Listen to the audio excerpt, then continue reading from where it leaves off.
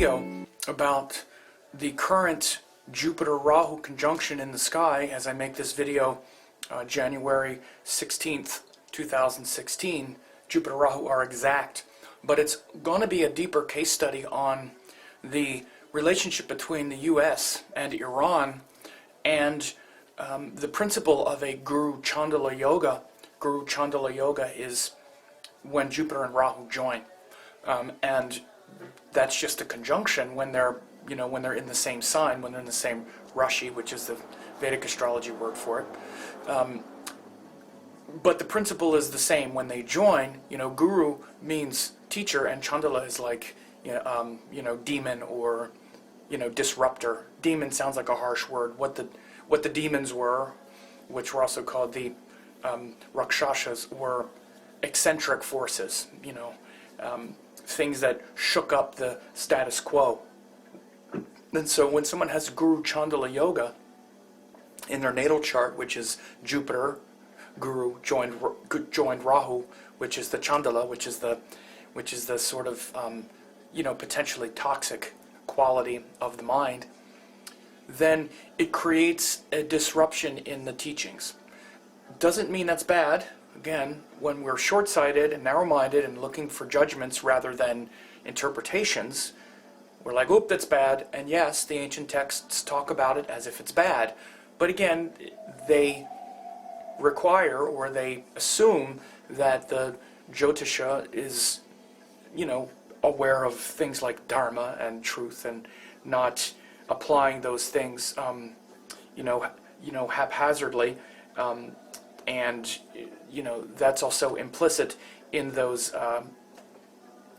proclamations, so that someone understands the reason why it's said to be, bringing a lot of problems. What it does is it disrupts Guru, which Jupiter is not just a guru. Venus is also a guru. Okay, Venus is the guru and the teacher of the asuras, or the worldly quality of life, and Jupiter is the teacher of the devas. So Guru represents teachings that are pure, because Jupiter is sattvic, meaning Jupiter and the pure teachings of Jupiter are things that are eternal. They're about dharma and principle and righteousness, things that are not of this world. Because human beings are not righteous, principled. This world does not live up to that standard. So we need teachings that do. And then once we follow those teachings and those teachers, we can be led out of that cycle and that wheel of samsara. So those are the kind of teachers that Jupiter represents. Jupiter doesn't represent the kind of teachers that we often get into when we talk about astrology and we talk about judgments. When people are a novice to dharmic principles and dharmic teachings, they tend to think that statements about the other world or the other life or gurus being pure and talking about righteousness and purity is somehow a judgment. I deal with it all the time. When people look at the fact that you follow a guru as an example of righteousness and truth and think, and then compare it to like, well, but we're not that, well, but we're not gurus, so those things don't apply. Those things do apply. They apply on that level. Venus is the teacher, is the guru of the world. She's the guru of Rahu and Ketu and of the other worldly tendencies, meaning Venus is the one who allows us to take those teachings of Jupiter, of Guru, of the high teacher, and fold them into our worldly experience. And in fact, we must. This is why Venus comes after Jupiter in the planetary order. Because these teachings are wonderful. Jupiter comes after Mercury in the planetary order, because Mercury is where we're gathering a lot of details about the world, but there's no judgment. Jupiter comes later to say, it's not just about all the details. The details need to be connected to a point. There's a reason for it, and there are high teachings, very pure teachings, that if you follow them, the wisdom of the cosmos will be revealed to you. But Venus comes next and says, but you're still living in the body, in the world, and if you just try to stay at that level, you're just going to judge everything in this world as awful, and you're just going to be religious about it, you're going to be dogmatic about it, and you're not going to be able to manage that in a nervous, through a nervous system in a world of sensual pleasure, sensual delight, and all of that. So this is how gurus work. I didn't intend to get off on this, but I am, because this is a little bit more of an intense, or a bit more of an in-depth conversation. So Jupiter is that kind of guru that teaches, it's pure teachings. Yoga, Jyotish, Ayurveda, breathing exercises, asana, purity, bhakti, devotion, worship to deities, otherworldly things. These are the domain of Jupiter kind of teachings. Rahu is not about that, is not necessarily about that. Rahu is about investigation, exploration, and there's a dynamic, and there's an intensity, and there's a kind of fever to his information gathering at times. So Rahu's lack of purity and lack of experience and immaturity, this is the issue with Rahu, is that it's immature.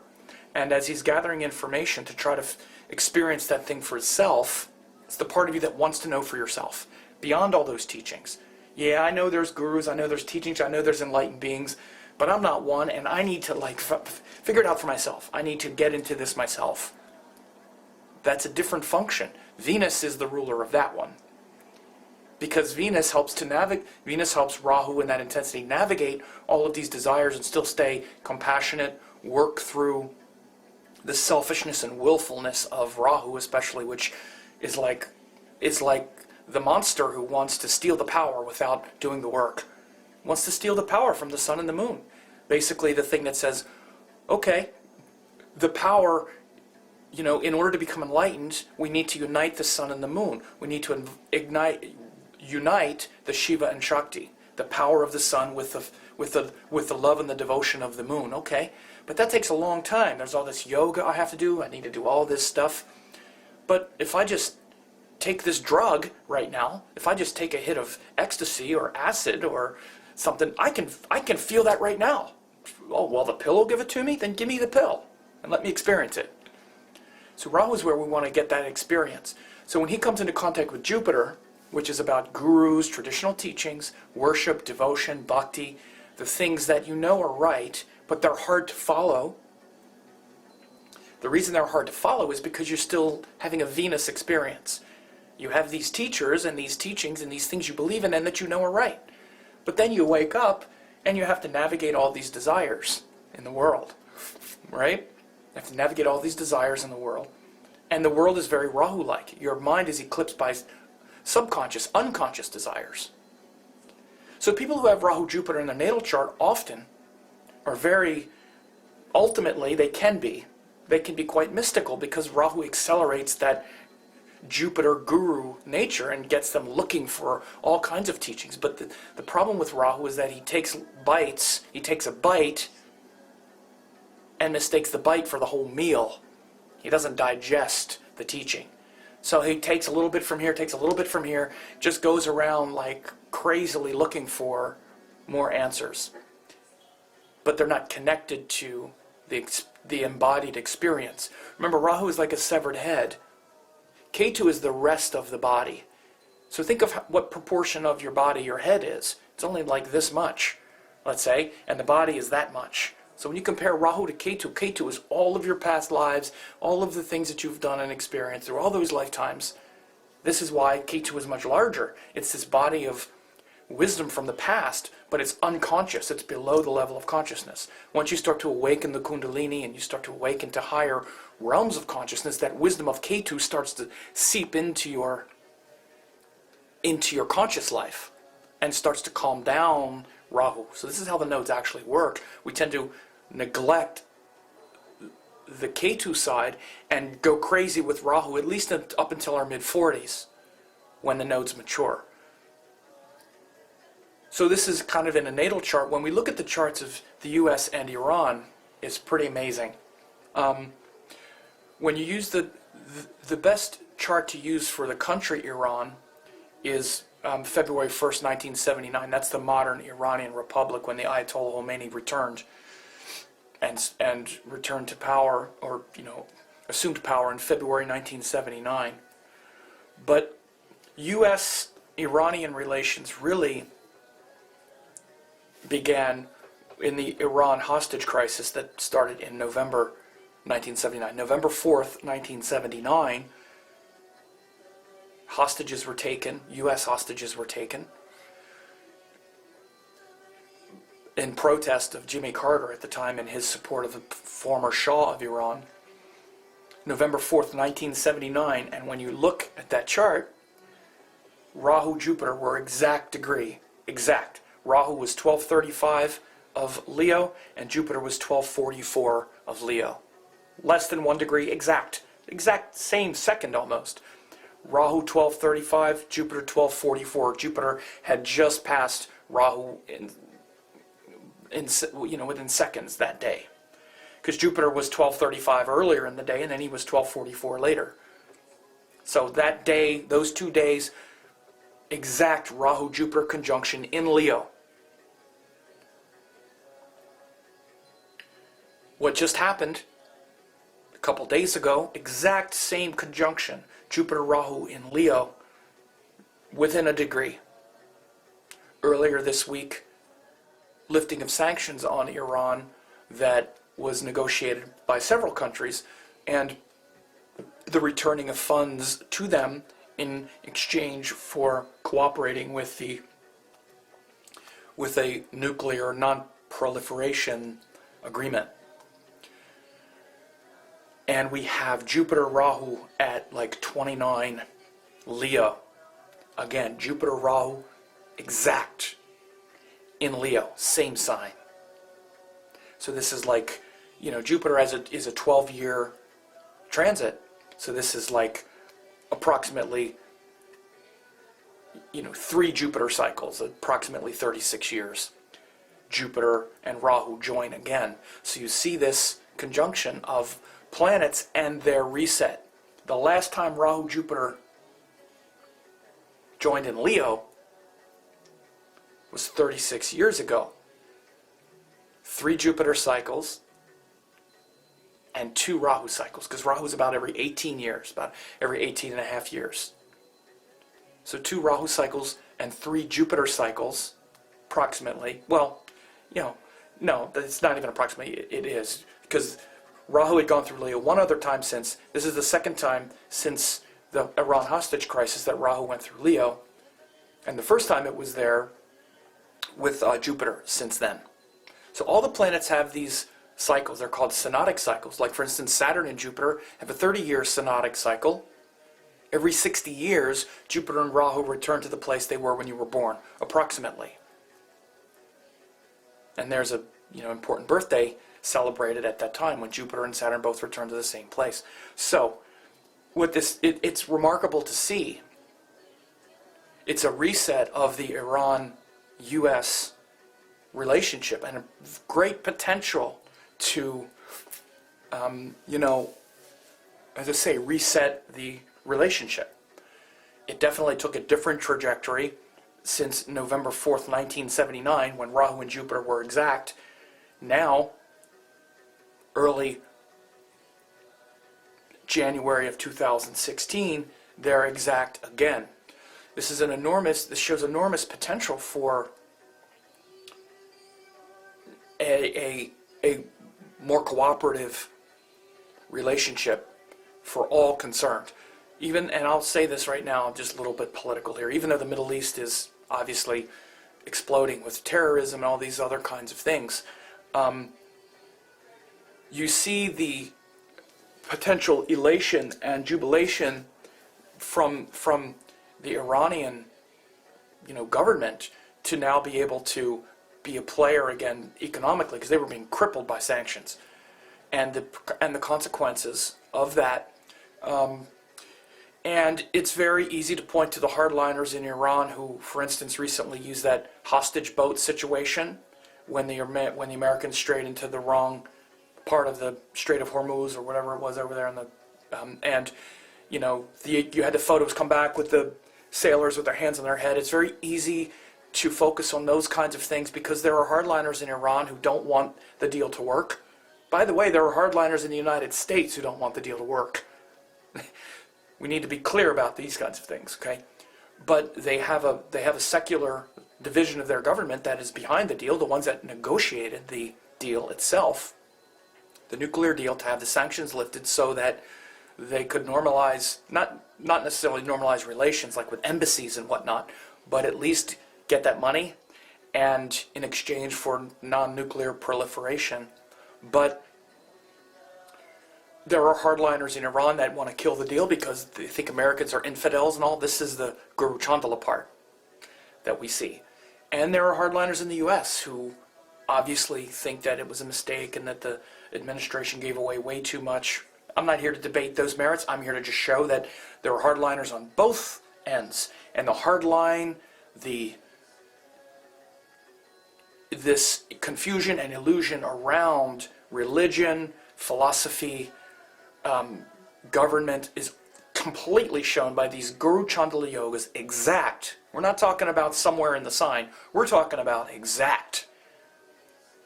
The last time we had the Guru Chandala Yoga in Leo was the Iran hostage crisis that day, November 4th, 1979. Now we have these, we have the releasing and a very powerful agreement of Iran with several countries, all the major countries, to not proliferate nuclear weapons and to at least have the chance to return to being a more stable player on the global stage. And the philosophy behind this is that want to give them a chance to do that, because again, once a country has something to lose, they become less reckless. And that's the hope, that now that Iran can, for instance, sell their oil again and start doing this and start becoming a wealthy country again, they're going to want to maintain that status. And the hardliners who are against it will be revealed as obstructionists to progress, because no matter what, and here's the thing, the bottom line, an Iranian citizen and a United States citizen all want the same thing. We want to live a happy life in peace without an authoritarian government telling us what to do or crippling us or ruining our lives. We have a liberal branch, a liberal part of the Iranian government that's much more secular, like the Shah of Iran was. But there's a part of their government that's very hardline, that believes Americans are infidels, the great Satan, all these other things that are very religious. And like I said, we have that in the United States as well. To look at the Democratic Party and the Republican Party, like even in the debates, you have people who says on day one, I'm going to tear up the Iran deal, which by the way they can't do because it's negotiated with like 7 or 8 countries at this point. But anyway, so the Guru Chandala Yoga part is Jupiter Rahu, because Jupiter, it's not just religion, it's not just guru. Again, astrology students and practitioners need to take these things out of the ethers and out of the mothballs. Okay, I talked about Jupiter as a preceptor of high teachings and things like not of this world, but it's also the things of this world, the highest part of this world. First of all, it is religion. So you see, this is totally a religious war.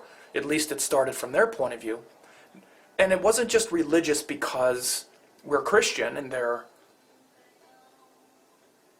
Muslim. It's because our government, especially back in the mid-70s, well, from back into the 60s, propped up the Shah of Iran, who was a secular, I don't remember, but exactly, the exact grievances, but he was much more secular and wasn't treating the people the way they wanted to be treated. I don't remember the history of Iran well enough to know. But what did happen was this hardline, fundamentalist philosophy returned, and Iran was like a theocracy for a long time. And so again, these are principles that are related to Jupiter. It's not just religion. By the way, we're a Christian nation. You're not going to see a president come out very soon and say, I'm an atheist.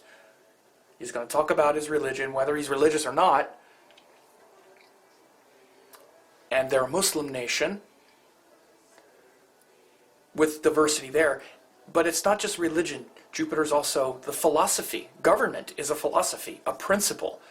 Capitalism, democracy, these are Jupiterian principles as well. Communism, because these are the law of the land. And Jupiter is not just God-made law, which is Dharma, and the righteousness and truth, but man-made law on Earth. This is why you see people with prominent Jupiters in the natal chart wind up doing things like, being interested in law, truth, righteousness. Many times it's like international law or other kinds of things as well. And this is what Rahu does. Rahu expands things. He blows things up. He not only creates the hostage crisis, but it sets off a whole trajectory where we are being forced to ask these difficult questions about what is right. Is it right to assert our religion or system of government onto another country? Are we just as intolerant, let's say, as an American? Is it right? In the Iranian, they're answering the same question. How much principle is worth it? Is the principle of everyone should be Muslim worth crippling sanctions where we can't travel abroad, we can't go anywhere, we don't have money, we're not a modern, we're not living as part of the modern world where we can move freely and all, because it was very hard on the Iranian people for a long time. Crippling sanctions, all of their infrastructure was outdated, old, like for instance, even they went and bought all these new airplanes and stuff. Now they need to update their oil drilling equipment and all kinds of stuff because no one would sell to them. Iranian people have to be asking themselves now, was it worth it? And you will see, I have a feeling that on a secular level, they're going to be like, you know what? These hardliners, this is not worth it. We want a happy life for our children, and okay, we're Muslim and you're the great Satan, I guess, according to these hardliners, but we just want to be happy and live a happy life, just like we want in this country. It's like, okay, it's one thing to say, we're going to bomb the hell out of the Iranians, and to take something like, for instance, that staged photo of the people on the boat that was propaganda by the hardliners, which no one likes to see that, and say, okay, that means the agreement is crap, we should tear it up, they've already violated, and then go hardline like the Iranian hardline is doing. So the point is, Rahu Jupiter that just passed in Leo also sets off another trajectory, another possibility. The same possibility, by the way, that I said is shown by people who often have Rahu Jupiter in the natal chart, can be very mystical and have an interest in things like astrology. Because they question their religion. They question what they've been told by culture. And in many ways, Jyotish is a kind of heretic pursuit, at least in the West, because we're not taught that religion has any value. Especially Westerners, you'll see a lot of Rahu Jupiter in the chart that make for Jyotish. That make for someone who's interested in Jyotish. Because it's very much against their philosophy, that they're raised in. So seeking alternative answers. And of course you see these things based on the dignity of Jupiter and all like that. That's how you see whether Rahu becomes incredibly disruptive or it leads to higher light. But you can see why Rahu is disruptive to Jupiter and pure teachings. Because Rahu just wants to dabble and taste a little bit and then gorge himself on something that's immediate. Right? Like, oh, there's this and there's this, but if I take this drug, I can just connect to God right now. Okay. Go do ayahuasca. And okay, this is God. And then a couple years of that, and then you're like, all right, well, that was God for a minute, but now I'm just confused. Or then these philosophies develop that are based on these crazy experiences rather than seeing what the experience is, and it's coming from the chemical, and you can generate that without the chemical or whatever it would be. But that experience still has value because it can show you something very quickly that you would have never experienced. And this is the greatness of Rahu, that accelerated perception that connects you to the truth directly. You're already connected to it directly. It's just you have all these layers of mind, and Rahu is where you can just short circuit all that really quickly. So it's fascinating to me once I saw, because I remembered, and I talked about it, by the way, in my Rahu webinar. When I talked about Rahu and Jupiter being very close, I talked about the Iran hostage crisis. Incredibly specific, though. I went back and looked, and I remember that Jupiter Rahu were exact when the crisis started, and then I wasn't really paying attention to the news, but it's been blowing up now how amazing, or how, just a whole new paradigm in U.S.-Iran relations, and we need to realize something and not be cynical. Again, there's always the potential to just be cynical. Yes, all this stuff with ISIS and Syria and all, it's a mess. It's a mess. And here in the U.S. we have some politicians talking about banning Muslims and other kinds of hardline carpet bomb them into oblivion, all these kinds of things. It's an opportunity to come together, and it's shown very clearly. A sudden shocking development 36 years ago, the Iran hostage crisis. Now, really a shocking development years later, even though we knew this date was coming. Until that happens, you don't really know what to think. And in typical Rahu fashion, a few days before the treaty was to take place, we had this situation on the boat. Total Rahu. That's totally Rahu's stamp. This weird, crazy thing happens right before and brings all this stuff into question. Oh yeah, the only reason the Iranians, because there are people saying the only reason the Iranians returned those people on the boat is because they knew they were close to getting all this money. So again, the cynical people come out and say this. You can't completely dismiss it, or the possibility, or yeah, that's a motivation.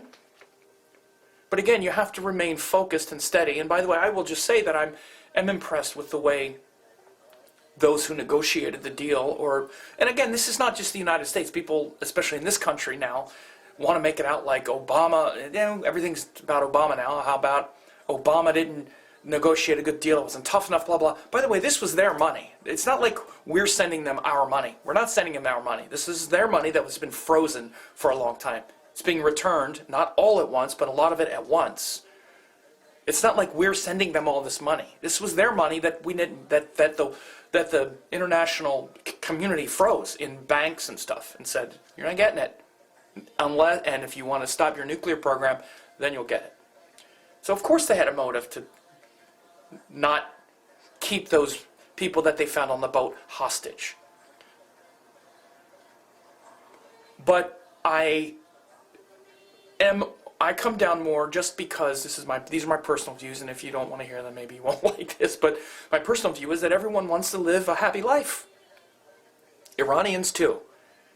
And being under the thumb of crippling sanctions, being a pariah nation, not just by the U.S. That's rhetoric. All these countries, it's like, England, France, Germany, Russia, China, every country, they couldn't move. They don't want that. They want to live a happy life like the rest of us and have their religion. We have our religion, and have secular peace. The world wants peace. Everyone does. They're the ones that live in that part of the world. We don't even live in that part of the world. Of course, as much as we talk about it and demonize people in that part of the world, they live there. And again, this is the whole thing even about that battle against ISIS and cutting off Muslims with this hateful rhetoric is so wrong, because ISIS has been 1,000 times worse toward Arabs. They're occupying Arab countries and inflicting this terrorism on Arabs. It's because a couple little shootings here in the U.S., it's nothing compared to what the Arab world is dealing with. So Muslims, which are different than Arabs are our group, Muslim is a religion, are much more motivated to get rid of ISIS than we are, because they're terrorizing Muslims much more. So again, I don't want to get into all the politics, but the point is that we see this Rahu Jupiter. Well, I guess it is important, because these are the issues everyone is asking themselves here in the West. Rahu Jupiter exact makes this thing happen, and we need to find out what we think is right. Now, we have a clear choice between a worldview that is somewhat xenophobic, protectionist, or one that trusts that if you give people a chance, you give people the opportunity to find a more just course, and that includes us, they'll take it. And in particular, it's not just in Iran. Of course, in Iran it's more noticeable that you have hardliners against the secular government. It's literally the government is broken up that way. The Republican Guard, which runs the army and whatnot, they're still hardliners against the West. Here in the U.S., it looks like more similar, but it's getting much more obvious that you have two distinct worldviews as well. Protectionist, keep them out, anti-immigration, anti-this, because of the threat of terrorism and foreigners encroaching on our lifestyle, and those who say, wait a second. So, big Rahu-Jupiter themes. I've been talking about it for a long time, but this is so obvious, and this is so astrology working. Anyone who thinks, oh, that's just a coincidence, now, it's one of these things that really shows astrology is not wrong. You mean to tell me that it's an utter coincidence that 36 years, pretty much to the day, both of these things happened? Iran hostage crisis with exact Jupiter-Rahu conjunction in Leo. 36 years later, about exact conjunction of U.S. and Iran forming a treaty, not just U.S., but the Western world, the UN forming a treaty. Same issue, like this issue being reset when the Jupiter-Rahu conjunction resets, because it's a reset. The last time they came together was when there was a hostage crisis. Realize this. This doesn't happen every year. Or, I'm sorry, the last time they came together in Leo. Excuse me. I've been saying now for quite a while, Leo is the sign of the government. Leo is the sign of the government. Right? Government.